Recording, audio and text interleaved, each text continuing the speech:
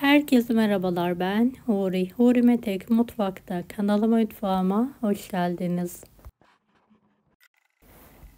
Evde patates, kabak ve havuç varsa mutlaka bu tarifi deneyin. Hem doyurucu hem de gerçekten çok lezzetli oluyor. Diyet yaparken de tüketebilirsiniz, kilo vermeye yardımcı. Evet, 2 adet kabağı rendeliyorum. Yıkadım, temizledim. 1 adet havucu da rendeleyelim. 1 adet patatesi de.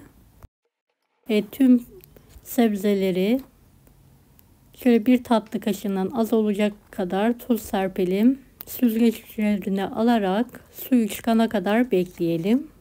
Daha sonra iyi bir şekilde sıkarak geniş bir kabın içine alalım. Şöyle bir kasede eriyen bir peynir ekleyelim. Tuzsuz peynir olduğu için tekrardan tuz ekliyorum. Kırmızı pul biber, 1 adet yumurta karıştırıyorum.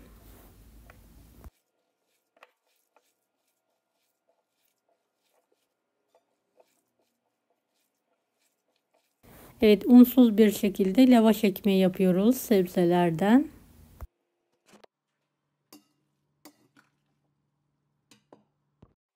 Fırın kağıdı çok az yağ gezdirerek her tarafını yağlayalım. Şöyle bir kepçe dolusu aralıkta olacak şekilde pay edelim. Ve yuvarlak olacak şekilde ince bir tabaka halinde yayalım.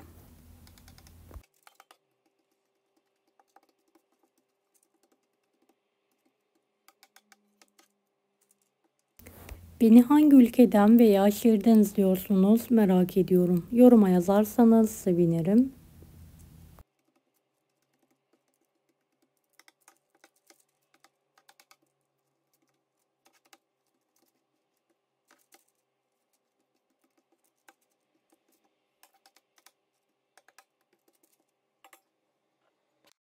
Evet, ikinci tepsiyi de hazırlıyorum.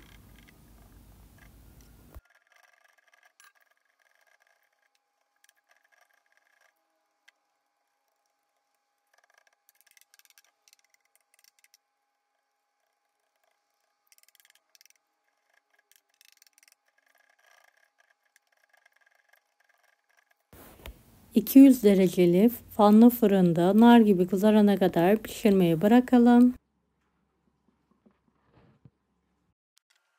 Arası için 1 adet domates, 1 adet salatayı şöyle ince ince soyacakla kesiyorum. Domatesi de ince bir dilim halinde keselim. Bir tutam da dereotunu yıkadım. Evet, fırından çıkartıyorum ve kendi halinde soğumaya bırakıyorum.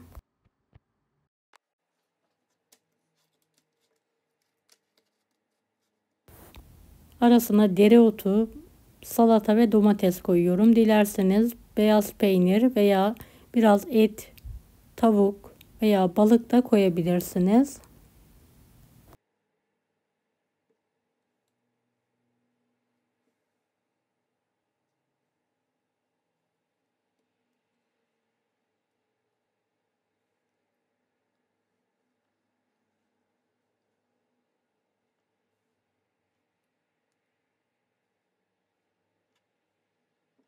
Evet, ikiye katlayarak servise hazırlayalım.